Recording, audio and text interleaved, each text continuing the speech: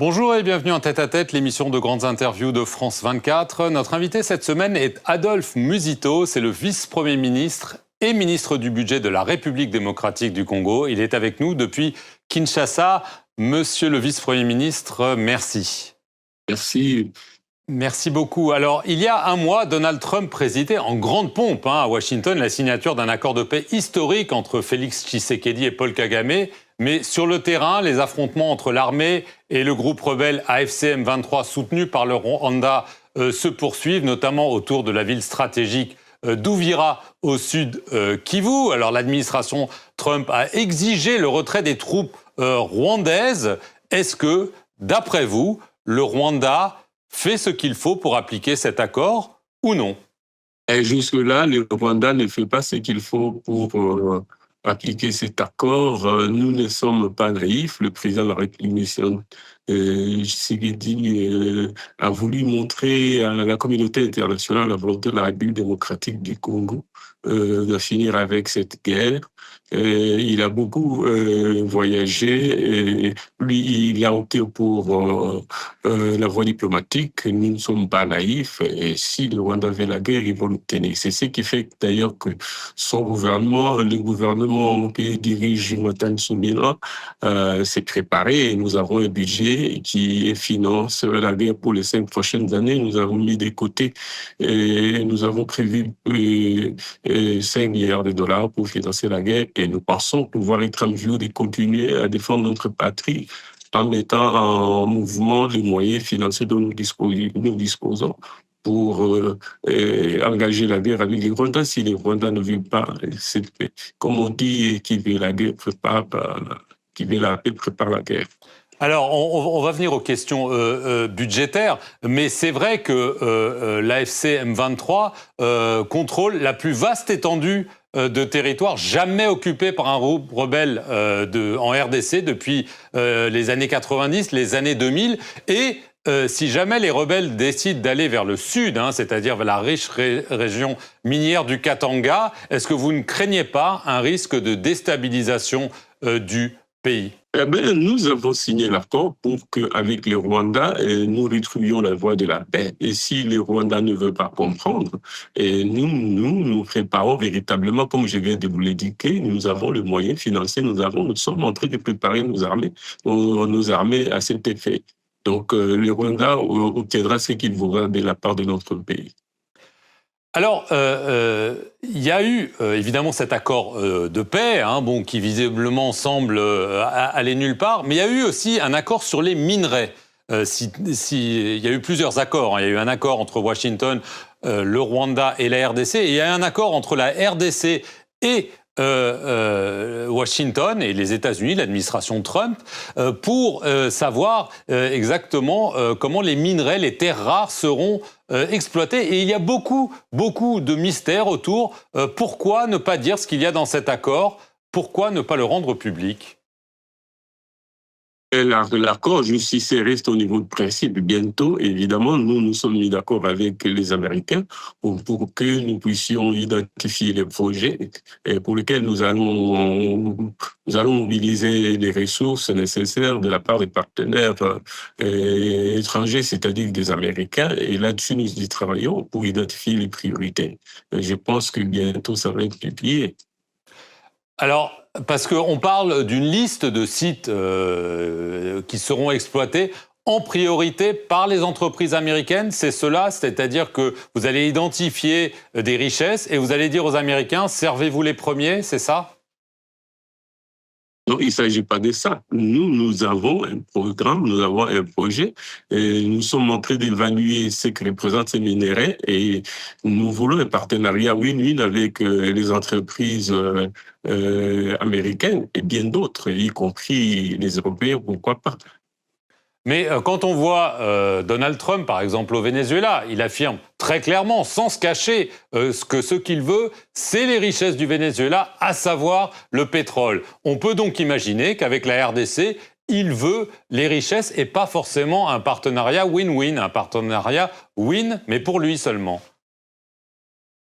Non, mais les Américains ne peuvent pas décider de ce qu'ils veulent. C'est nous, ensemble avec, qui allons décider quels sont les projets qui les intéressent, quels sont les projets qui nous intéressent. Le reste, ça va être win-win, bien entendu. Bien entendu, c'est pas forcément le cas, hein. On fait des comparaisons avec un contrat qui avait été appelé le contrat du siècle entre la RDC et la Chine en 2008. C'était Joseph Kabila qui était président, hein. Vous avez été son Premier ministre pendant de nombreuses années. On se souvient, la RDC offrait à la Chine des minerais contre la construction d'infrastructures. D'après tous les observateurs et d'après des audits, c'est la Chine qui en a bénéficié, pas la RDC. Est-ce qu'on ne court pas le même risque, monsieur le ministre ? Nous ne courons pas le même risque. D'abord, s'agissant du programme avec le Chinois, nous avons fait un contrat qui peut faire l'objet d'une révisitation et cela pourra être corrigé les moments venus. Mais s'agissant des Américains, les contrats proprement dit n'est pas encore signé. Ça, ce sont des options qui ont été levées.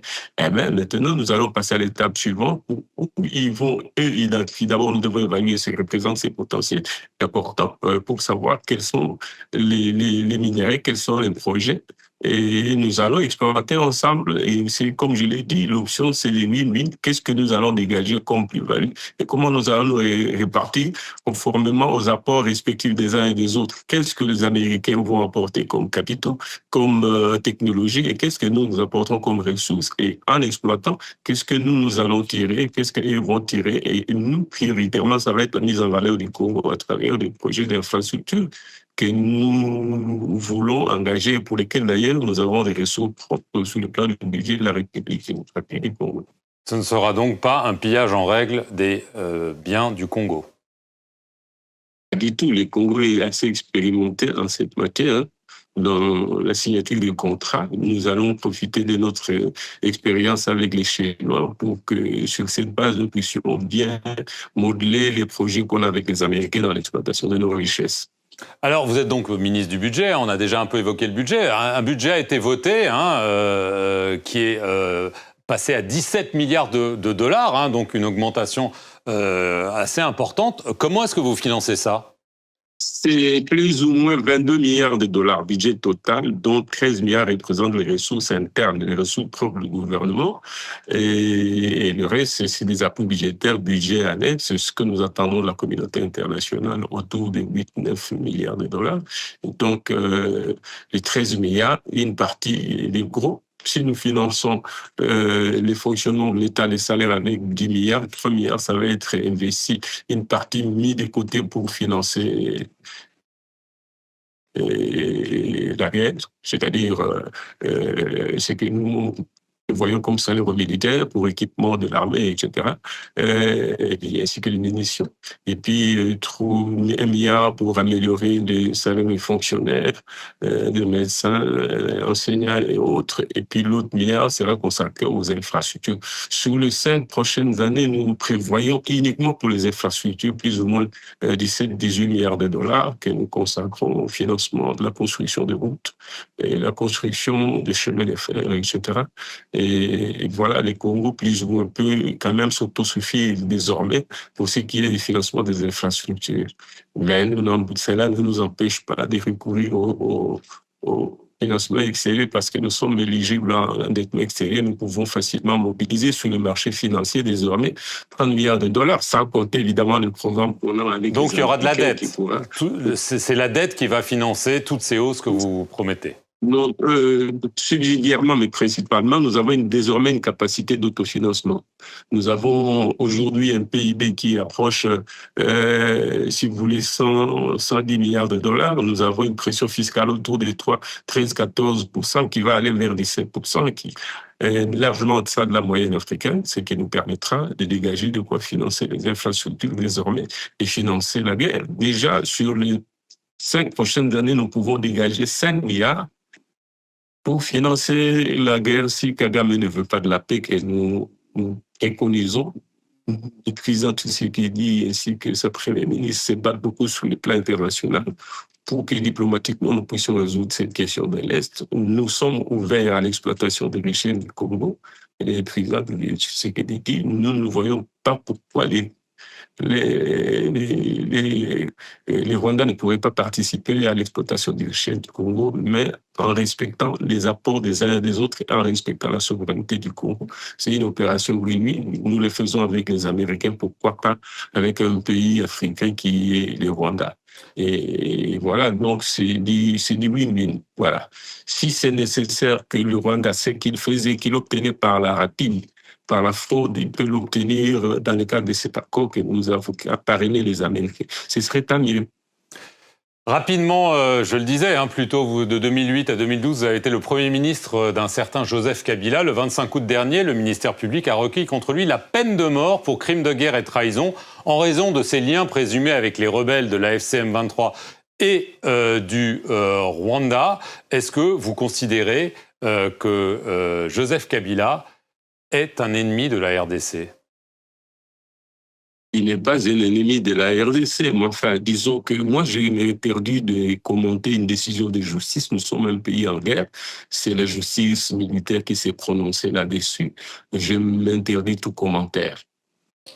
Et s'il est arrêté, il doit être exécuté? Connaissant Tshisekedi, je ne le vois pas faire cela, mais je vous dis que je ne veux pas me mêler des questions de justice. Je m'interdis tout commentaire à ces propos. Adolphe Musito, merci beaucoup d'avoir répondu aux questions de France 24 depuis Kinshasa en République.